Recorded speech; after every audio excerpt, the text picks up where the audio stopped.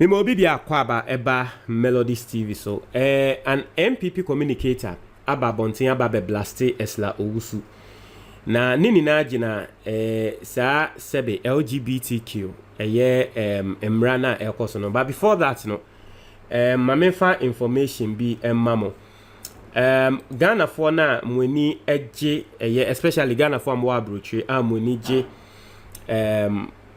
Ghana Honsem and Ebibiman and Honsem. No, there is a program coming up, and you don't need to be there physically, right? Program no, a series programmer, a year Sankofa African, or say U.S. Africa Defense Relations, U.S. military assertiveness, coups and security sector reforms in the Sahel and CWA. Ghana for Impenium for Kasa. Efa nanse o hia senior Ghana for mo type ku hunsem eka no o hia experts, military experts and public relation experts kasa efa ebibiman insensem ho. There is a lot we can all learn from this. Senior American, you don't have to be there physically. May the link no ever comment box nimo. The link to, they'll be having a Twitter space and then Facebook live, and then I think there will also be a Zoom meeting. Into baby able to me show will be either Facebook or Twitter and now Zoom biano. The link is in the comment box, the very first comment. Mon click na mon share one of Melodies family subscribers no and address or more organizes our program we. And so with that being said, let's go to today's story. Now yen say Parliament the eco sociano sebe sa anti-LGBTQ emrana yepese yepase no. Now what is happening in Parliament currently it is currently at the reconciliation is it there's a name for it but yes our stage now ya ase ye be accept now so nyama bi ewom no yepese yiyi eden efrim. Now one of the things eka emra we ya yepese ye deba ehun ene say untumi use sex toy.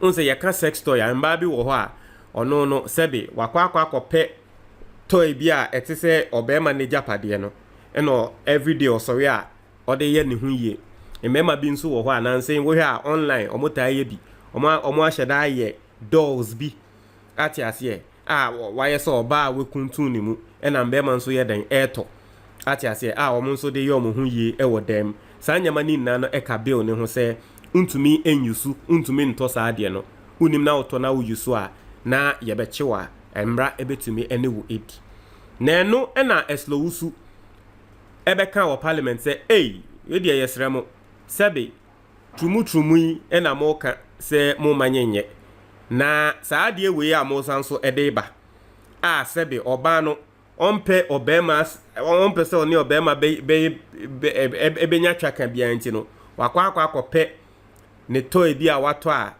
ese obema ne japade a wode wo ne ho wodem adenti ena mo baba beba ne ye no nso nti Ursula Owusu sorry ye wo parliament a wo kasetia saade na eka bill no eho nti eno na NPP fo ankasa communicator bi aba bonten a wo waba bebo Ursula Owusu echi a wo trese masa ansem na wakwa kekan of parliament ni de yensem fun.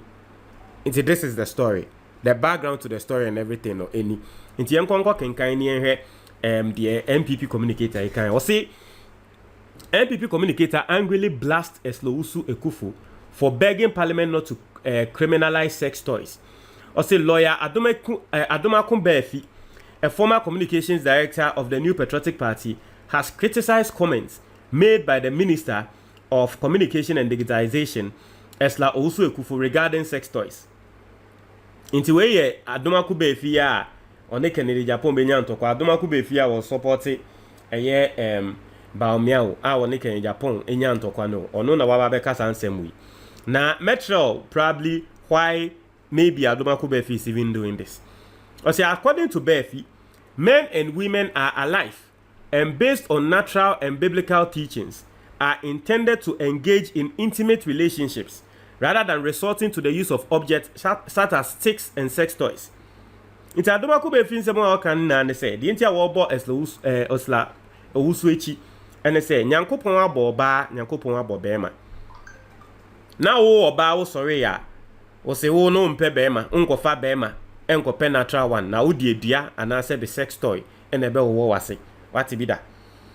So speaking in an interview on OKFM on December 19th 2023, he expressed concern over the potential consequences of such activities, emphasizing the impact on individuals' health and the resulting strain on government resources.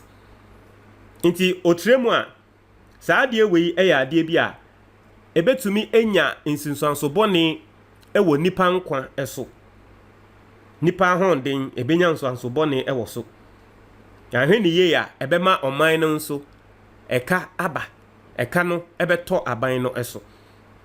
Also, she, Ursula, is my sister, and she is in my party.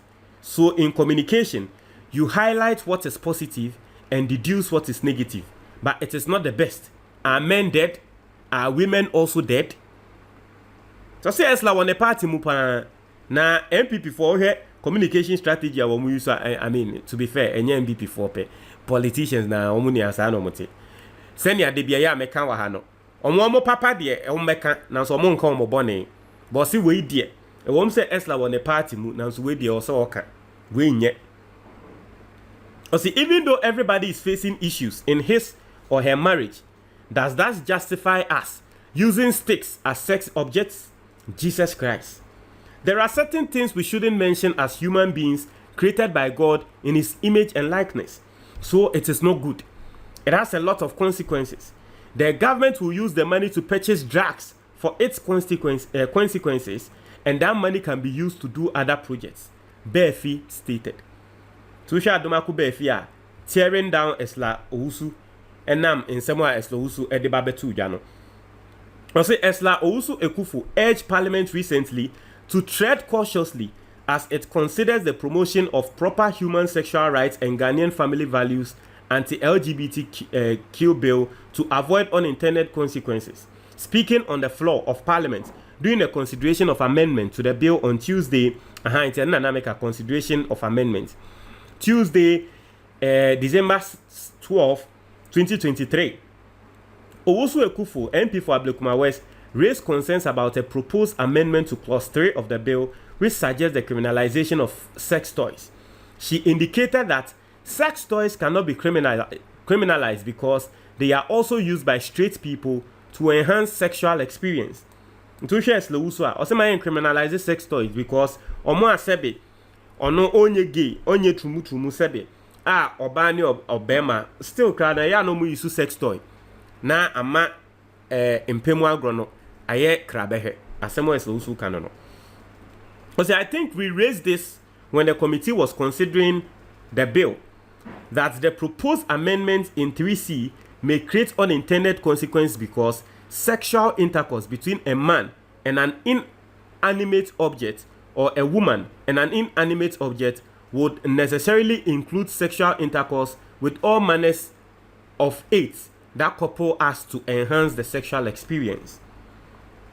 And I am not sure if that is what the intention of this bill is. It would necessarily include sex toys and other aids that couples, heterosexual couples, also use to enhance the sexual experience, she said. The minister continued, so if that is what the House intends, then we have to be clear in our minds that we may be criminalizing activities which may not necessarily be limited to only those LGBTQI community that the target of this bill is, but it may also be targeting straight couples who use sex enhancement tools to enhance the sexual experience. Also, the MP went ahead to propose the removal of the said amendment from the bill. So we need to be mindful of the unintended consequence of 3C could be. And I'll propose that 3C be deleted from this amendment. It's here. Ursula Owusu semwa wakan ya o propose say yen delete that side no infirm so that because utien semwa ka wo tre say ade no sebe oba bema ne bema da wo moda no e na bill we e ba betenetene no na afa ye kofa nyama bi sei ba e be kwa affect obo mo aware kra oba ne obema aware because nkrofo bebre wo ho a mo aware a omo yusu sa nyama no This is what Ursula Owusu. And you see, the truth of the matter is that, indeed, especially in the youth of Ghana, and a lot of them, Masa, sex toys are a Google or modem no, and yasem kitwa. Vibrators ni, Masa, and yasem kitwa. These days, sex toys a Google or modem. Into Osha, as Owusu, it looks like she's concerned about that particular thing. And I don't know so I don't know what you think. But I'm going to try your comment box anymore. But that's it.